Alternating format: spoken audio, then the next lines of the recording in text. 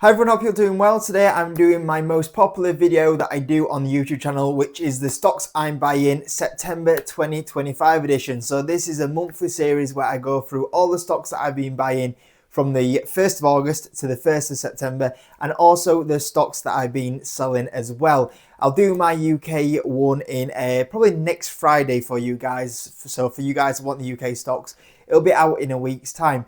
But yeah, this is the series where I go through every single move that I've made in the stock market. The reason why I do it is just transparency. Any move I make are always on these videos that I make every month. And what you can do is you can go to previous videos that I've done on this monthly series. So 3 years ago, 5 years ago, 7 years ago, nearly up to 9 years ago now.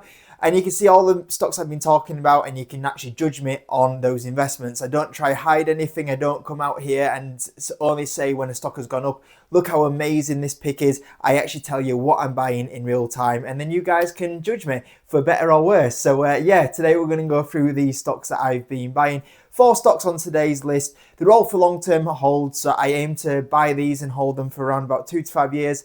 And I do try and aim for a 100% return when I'm buying these investments.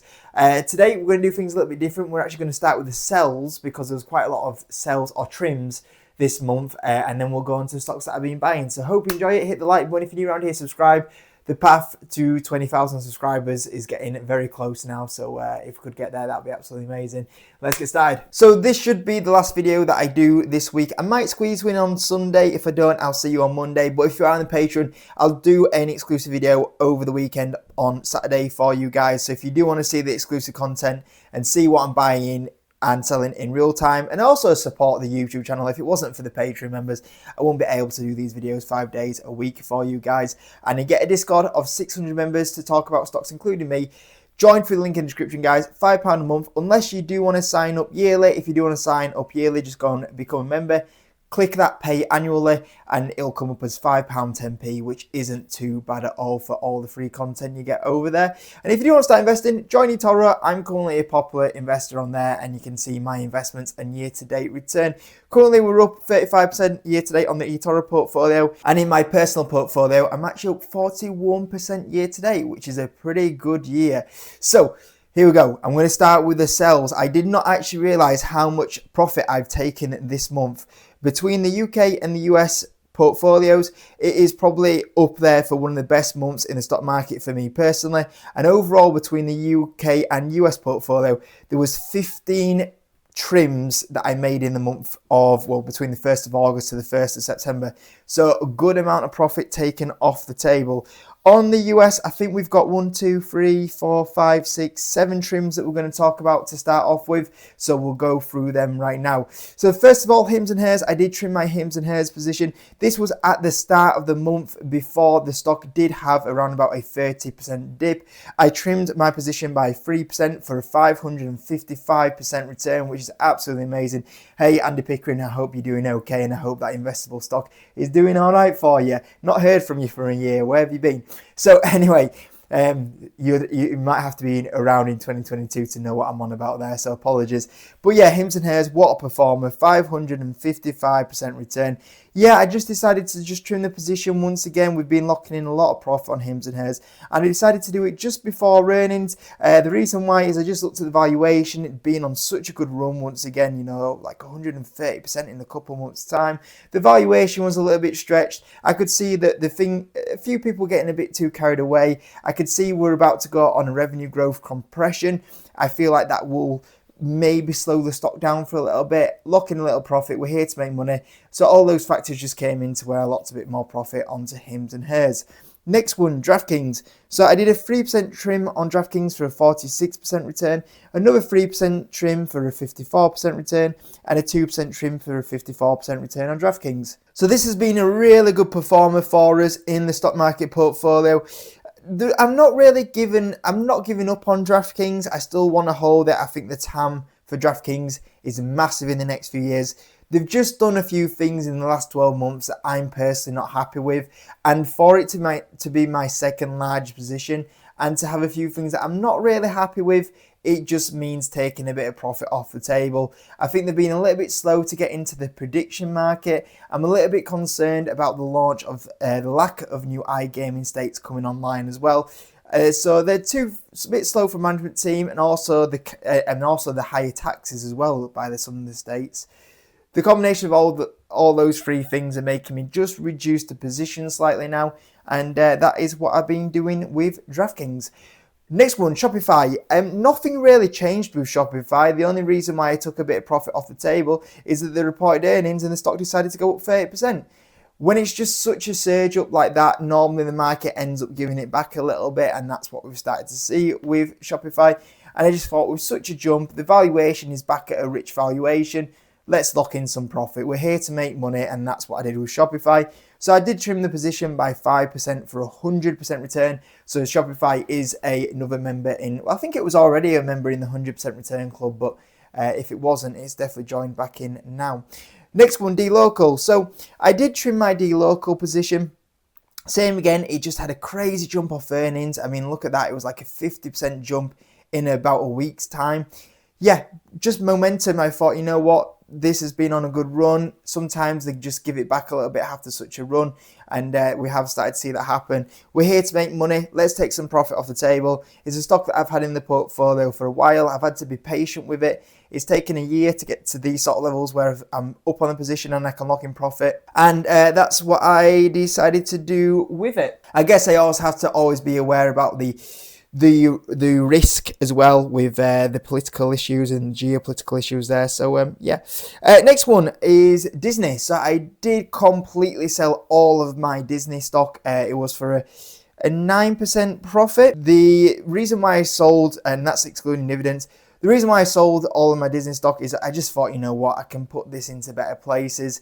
The stock isn't really doing that much, and looking at the financials, you know, the EPS growth has been decent, but the revenue growth really isn't there now, and I'm fine with that. But the problem is that at the moment at 18 times earnings, it was previously around about here when it was normally just the company focused on EPS growth. And if it's going to go any higher or have the return for me to be, you know, worthwhile still holding, it's got to have metric expansion. It's got to go to 30 times earnings. I think with the levels of growth that Disney have, I can't see Disney going to a 30 times earnings multiple. So really the returns over the next few years for Disney might be like, you know, 20, 30% maybe, up to 40%. I don't know if that beats the S&P 500. And in that case, why do I hold it? There's no point. I might as well just buy the S&P 500.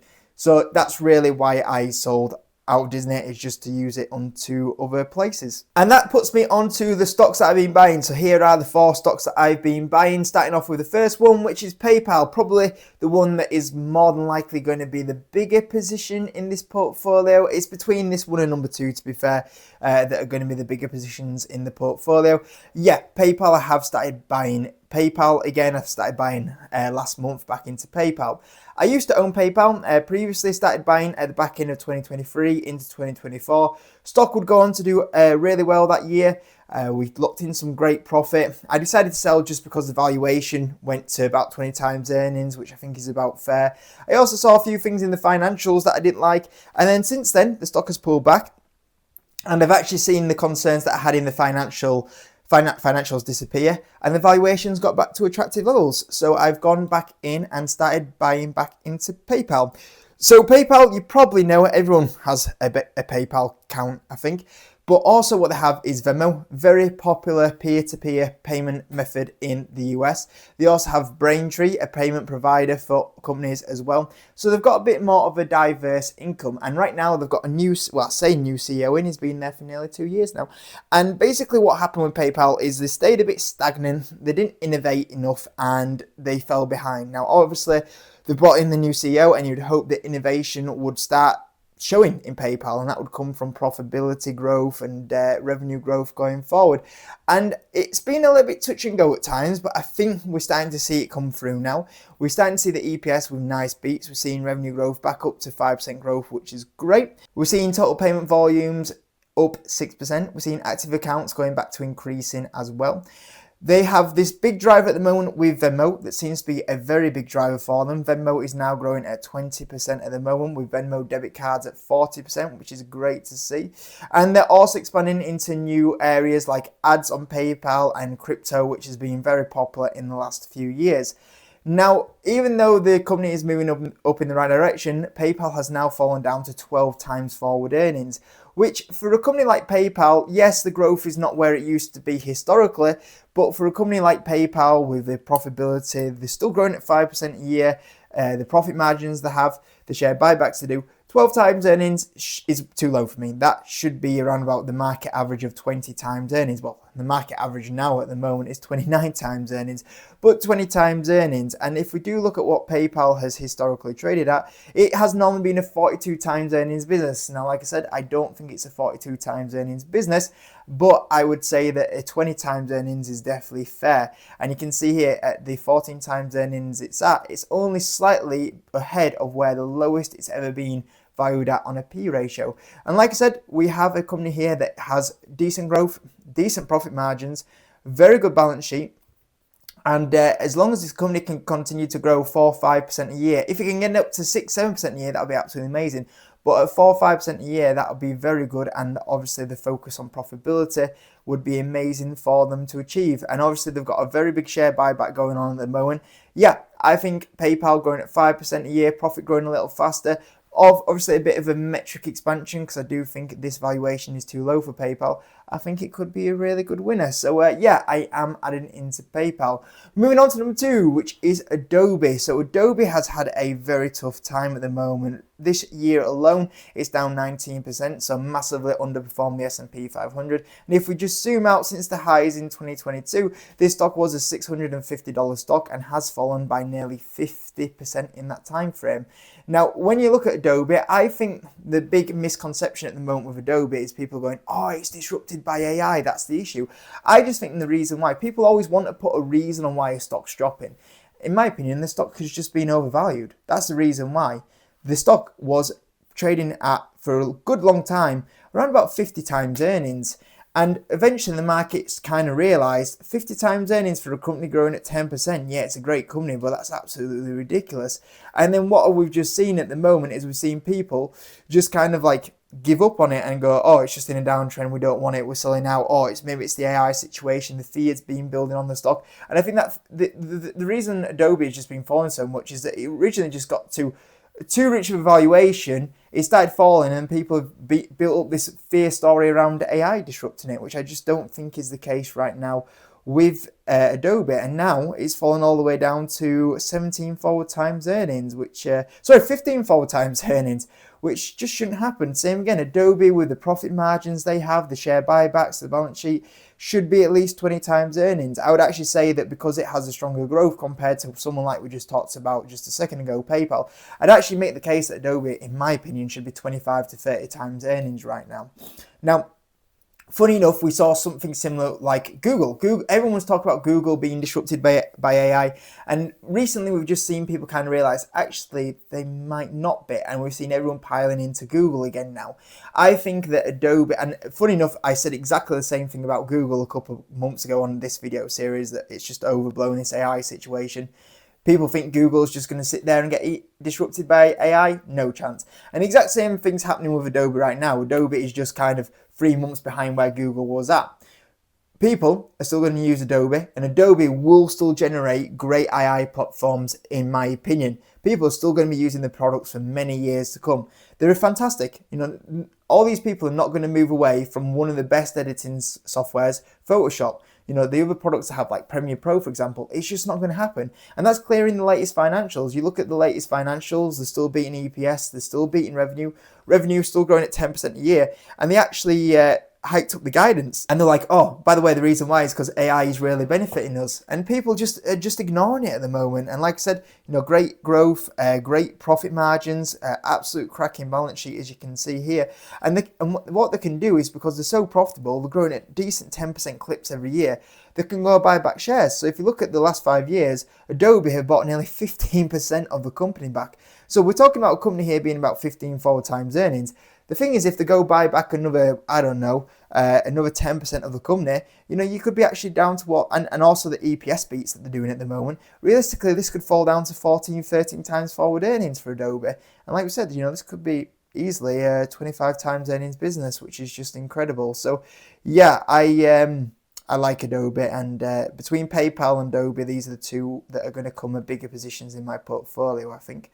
Moving on to number 3. So the 3 is a turnaround play. So this is a company that's been mismanaged, made a lot of acquisitions that it maybe should not have done, and the share price has absolutely been burnt. You can see here, whoosh, look at that, since 2021 the stock has fallen 83%, and it is now lower than where it was in the Great Recession.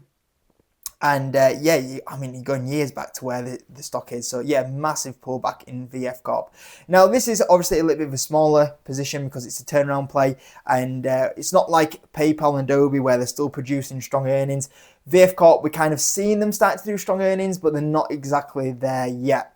Now, why I like VF Corp is, I'll be honest with you, like this one here, like a good 70% of why I'm buying the company is because of the CEO. The CEO, Bracken Darrell, he came in about 2 years ago now into VF Corp, and he is here to try and turn around the business. Now, if you look at his history of turnarounds, he was the reason why Logitech turned around and that stock went on to 10x in that time frame. And he also turned around Old Man Spice as well. So he's got a track record of being a very successful person or management of turning around businesses. So hopefully he's doing the same thing again with VF Corp. And when I do look at the current financials, that does seem to be the case. Now you can see here the revenue growth has fallen off quite a fair bit, and they have been unprofitable, but they are expected to just start turning the corner on profitability, as you can see here right now. And they still do about 10 billion in revenue, and previously they used to have a decent set of profit margins. So before all the crazy times, you know, after COVID and then the big opening up, the closing down boom, then the opening up boom, and then the inflationary period. Historically, this was a company that was about 8, 9, 10% profit margins every year before that. And I'm thinking if they get anywhere close to 8, 10% profit margins on a 9 billion company, 9.5 billion market cap, that's about 950 million in profit. 950 million profit on an 5.8 billion market cap. Not too bad at all, is it? That's why I am quite interested in this one. And obviously, if he can get back to growth as well, that would be absolutely amazing. Now, you can see really since he came in, there was the company declining in revenue. There was a big drop off here, and that's when the changes started to be made, closing down stores that weren't profitable, getting rid of bad stock. And you can see here, since the big changes have been made, we've started to go back on the trend, and we actually hit the positive growth here, which was actually the Christmas period, so the strongest period. And then obviously we into January, and then into and then into the current period. So I think that we are about at the inflection point where we're going to potentially see strong revenue growth going forward, and obviously another strong Q4 period as well. So I think we are just about to see the inflection point here. Now, when you look at the brands, North Face is still doing very well for them. Timberland is still doing very well for them. The other brands have got some decent ones. Vans is the big issue that I have at the moment. It's the last brand that really needs to improve. Now, they are closing a lot of shops, and I think they also wrote off a good amount of stock as well. So if it wasn't for all this, the growth would have declined single digit. But obviously that's still not in the right direction. But yeah, I think they can turn Vans around, and as long as they get to somewhere flat even, then without Vans, this company is actually growing positively. So they just need to turn that around now, which would be great. Europe's strong at the moment. Asia Pacific still strong. America a little bit weak, so hopefully that can improve a little bit as well. But obviously we know what's the sentiment's been around in the US at the moment. But you can see that the turnaround is starting to happen. They've started to pay down the net debt. That was one thing when the company is the balance sheet was an absolute mess. And they have started to pay that down as well, which is great. So that's something that they're focused on at the moment. So yeah, bit of a turnaround play into VF Corp. The last one, number 4, gambling.com. So I thought you'd probably expect this one to be on the list.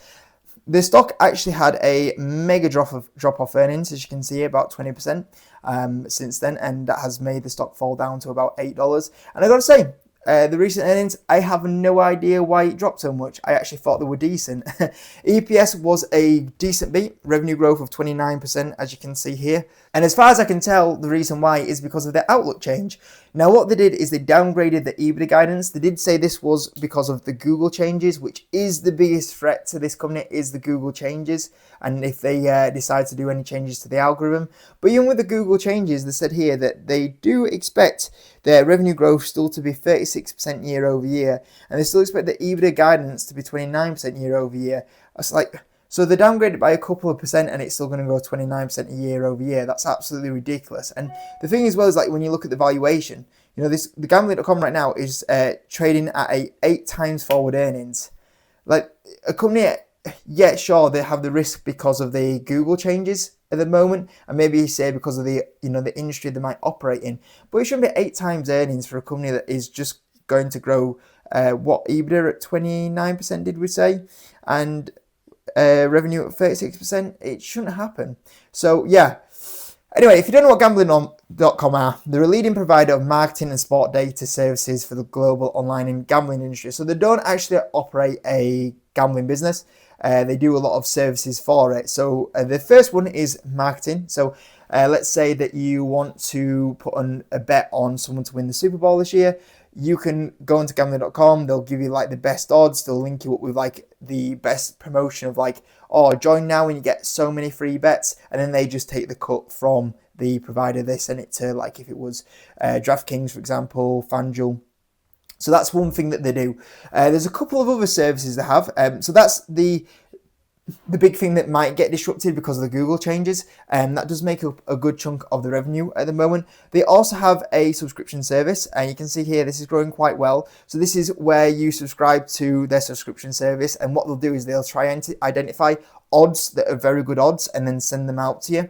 So that's been doing quite well. They also have advertising at the moment. And the other thing that they've just recently acquired is Spotlight. So this is in the recent earnings. So they made an acquisition, and basically this is a provider of stays in hotels in Las Vegas. Now you might say, well, that's very different from the current business model. But as we know, Vegas, gambling, obviously there's going to be some link up about, oh, if you stay at this hotel, you get this offer at these sort of casinos. That's where the link up's going to be there. So they are diversifying the business out of this performance marketing, which could get disrupted by Google changes. But even so, you got to value the growth that's there at the moment, and the other parts of the business have been doing really well.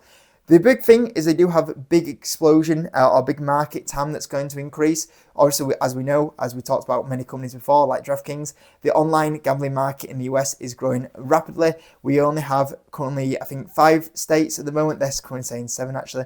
7 states that allow online casinos, and as more and more states allow this and the big growth happens, obviously gambling.com will be a benefit of that.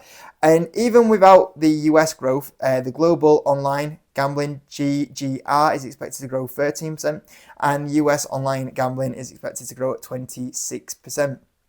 And when we do look at gambling.com, you know, this company is highly profitable. This is why this company can go out and make some of these acquisitions that they are doing and do share buybacks that they are doing, is because if you look at the company right now, it's just gone past performance. You might see a drop in the profitability here.